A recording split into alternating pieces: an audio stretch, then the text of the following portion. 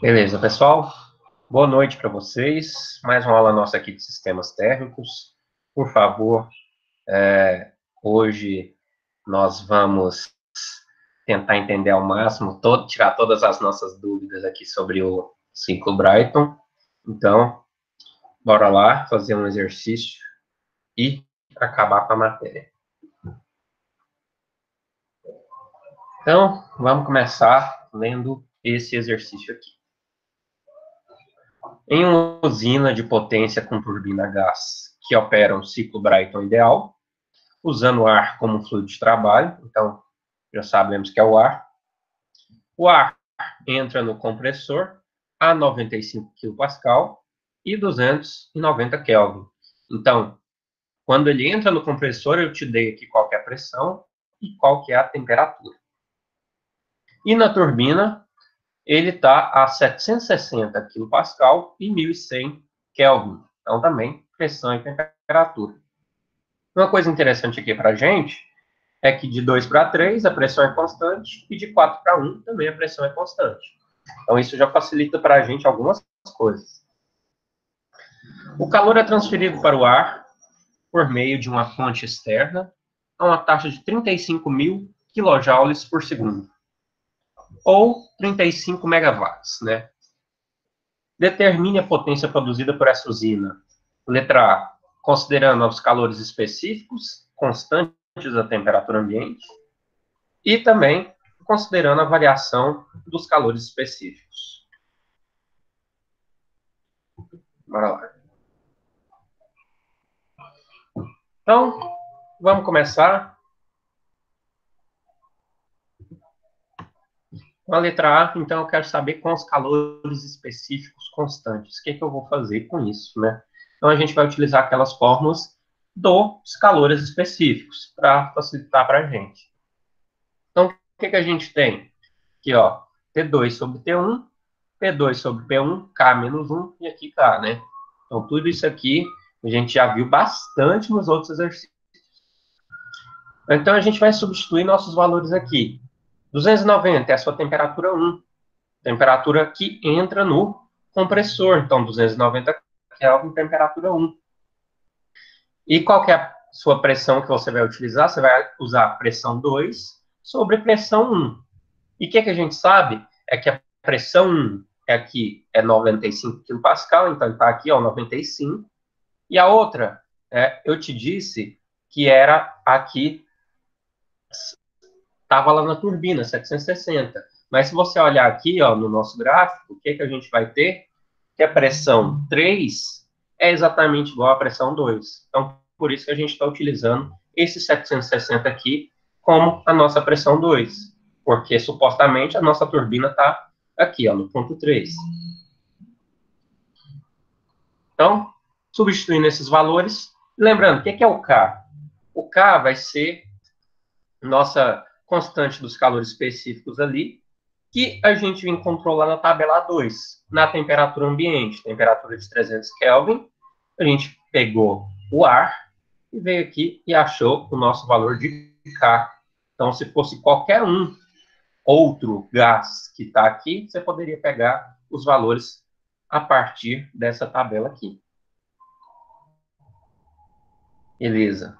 Então, achamos ali a temperatura T2. Agora vamos para a temperatura T4. Então, eu vou fazer exatamente a mesma coisa. T4 sobre T3 é P4 sobre T3, K menos 1 sobre K. Já utilizando, é a mesma fórmula. Então, a gente só mudou o processo. Então, aqui, ó, qual que é a temperatura 3? Temperatura 3 está no exercício, que é do ponto 3 da turbina, 1100 Kelvin. Então, está aqui. E o que está aqui, ó, P4 sobre P3, vai ser o inverso do que a gente tinha calculado antes. Por quê? O P3 a gente sabe que é 760, então está embaixo. E o P4 vai ser igual ao P1. E o P1 a gente sabe que é 95. Então, por isso que aqui deu 95 sobre 760. Aqui o K tem o mesmo valor. E a gente, então, acha a temperatura 2 aqui de 607,2 Kelvin. Agora, o que a gente vai calcular é nossa eficiência. a gente calcula a eficiência, então, a partir dessa fórmula, 1 menos Q que sai sobre Q que entra. E o que é o Q que sai? Que é o processo de Q41, ou Q frio. Então, vai ser o CP, a pressão constante que está acontecendo, T4 menos T1. E o que entra, que é o Q quente, que é aqui em cima, ó, é de 2 a 3. Então, o que está acontecendo é o CP, pressão constante, T3 menos T2. Então, fazendo nossas contas aqui, ó, você vai cortar o seu CP, porque tem CP em cima e CP embaixo. Então, substituindo nossos valores aqui, que a gente tinha achado no exercício, a gente acha, então, que a eficiência desse ciclo, considerando calor específico a temperatura constante, temperatura ambiente, é 44,8%. E, por fim, a gente utiliza a outra fórmula da nossa eficiência, que é o trabalho líquido sobre o calor que entra. Eu sei, então, o que é o calor que entra, e eu sei também o que é eficiência. Então, eu vou isolar o meu trabalho líquido, que é a única coisa que falta. Isolando, então, aqui o trabalho líquido, você vai multiplicar aquele 44,8% vezes o calor que entra. E o calor que entra está escrito aqui no exercício que o calor é transferido para o ar numa taxa de 35 mil quilojoules por segundo. Então, está aqui, ó, 35 mil quilojoules. Então, é 35 mil vezes 10 a terceira. Por isso que tem mais zero aqui. Então, você faz essa conta e você vai achar, então, aqui que o trabalho líquido, segundo a letra A, com calor específico constante, vai ser de 15,68 megawatts. Megawatts, então, é 10 a sexta. Então, é 15,68 vezes 10 a sexta. Agora, a gente vai fazer pelo outro método. O outro método é considerando a variação dos calores específicos. Então, nesse caso, a gente vai utilizar as nossas pressões relativas. Pressão relativa à temperatura. Então, cada temperatura, olha aqui ó, na nossa tabela, cada temperatura, aqui no caso para o ar, vai ter uma pressão relativa. Então, a pressão relativa muda a partir da temperatura que você está olhando. E com essa pressão relativa, a gente consegue calcular as nossas outras propriedades. Então, o que a gente tem aqui primeiro? Ponto 1, 290 Kelvin. 290 Kelvin, então você vai lá na tabela A17, propriedades do gás, ideal, temperatura de 290 Kelvin. Então, você vai achar tanto a sua entalpia, 290,16, e a sua pressão relativa 1, 1,23. Então, você já tem esses dois dados. Com esses dois dados, a gente vai conseguir inserir na nossa equação, que é o quê? Pressão relativa 2 sobre pressão relativa 1 é igual a pressão 2 sobre pressão 1. Vocês lembram que eu já falei disso com vocês no outro exercício, que a gente consegue utilizar as pressões relativas para achar as suas pressões ali do seu sistema, né? Porque as duas são proporcionais. Então, o que a gente vai fazer?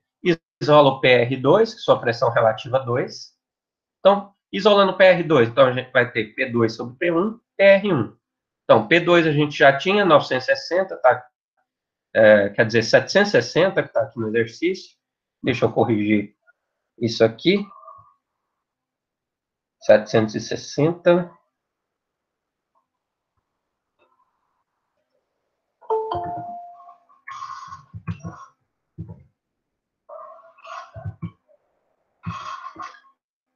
Então, 760 sobre 95, vezes a sua pressão relativa 1 que a gente achou lá na tabela.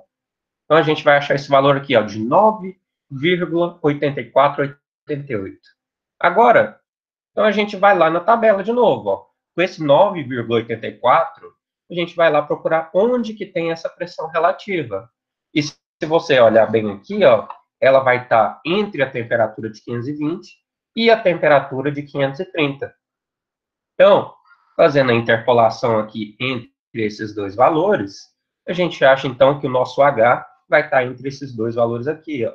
Que no caso vai ser 526,12.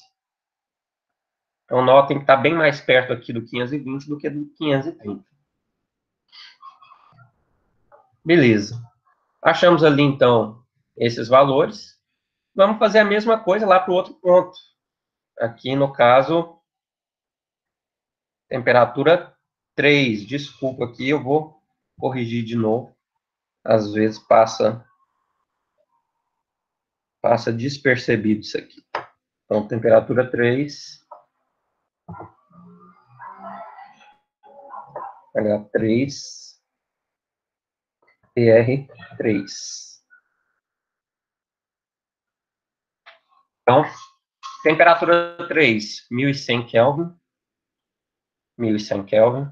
Então, a gente vai lá na temperatura de 1100, na mesma tabela 17, e acha, então, o valor do H3 e da sua pressão relativa 3. Então, bem aqui.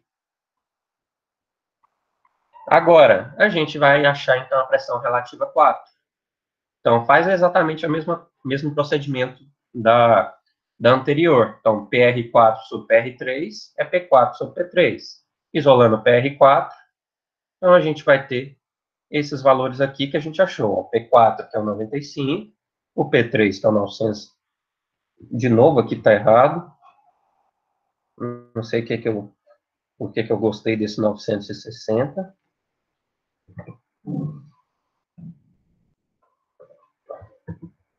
Aqui, 95 sobre 760, vezes o 167,1 que a gente achou na tabela, e a gente acha o 20,89. Então, a gente faz a mesma coisa. 20,89 é a sua pressão relativa. A gente acha um valor bem parecido, ó, vai estar entre 20,64 e 21,86. Fazendo essa interpolação linear aqui, então você vai ver que vai estar bem pertinho aqui dos 649. Então, seu valor aqui seria de 651,37, que é a interpolação desses dados. Agora, parte final. A gente vai fazer, então, a partir dos calores específicos que são variáveis, então, a partir das entalpias. Então, o que é o calor que sai? Ou o calor quente? É o H4 menos H1. Entalpia de 4 menos entalpia de 1. A gente utiliza isso aqui bastante lá no ciclo Rankine. O calor que entra, então, vai ser o H3 menos o H2. Então, substituindo esses valores aqui, que a gente achou todos eles, a gente vai, então, encontrar que a nossa eficiência é 0,431. Ou seja, a eficiência com calor específico variável abaixou um pouquinho. Antes, lá no outro, era 44,8%. Aqui veio para 43,1%.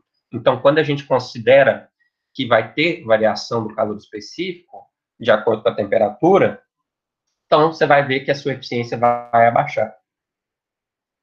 Porque não é o processo ideal, né? A gente faz lá com o nosso calor específico constante para facilitar os cálculos e também que é uma diferença não tão grande, né? Vai ser uma diferença de mais ou menos 1,5% aqui, então não é algo tão grande.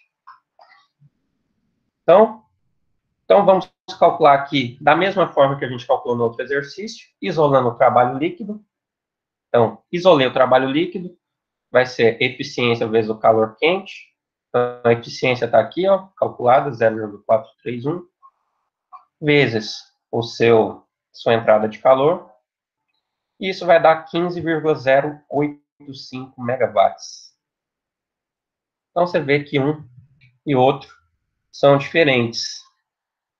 Esse aqui é um pouquinho menor que o outro, por causa que a gente está considerando os calores específicos variáveis de acordo com a nossa temperatura. E aí, pessoal, o exercício, o que vocês acharam? Tranquilo?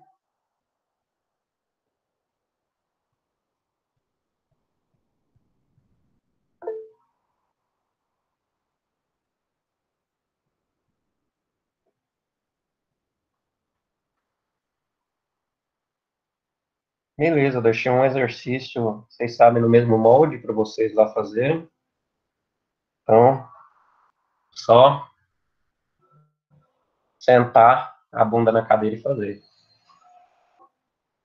Aproveita o tempo restante aí, já que a aula hoje foi bem rápida, para fazer o exercício. Já está com tudo fresco aí na cabeça, faz o exercício, dá certo. Pessoal, então nossa prova semana que vem. A gente vai ter, Vou... a gente vai ter prova hoje, não vai começar a fazer isso hoje, não. Não, tá bom. Não, eu vou perdoar, vocês podem fazer o que. Eu vou encerrar a gravação aqui, caso tenha mais dúvidas, eu falo com vocês.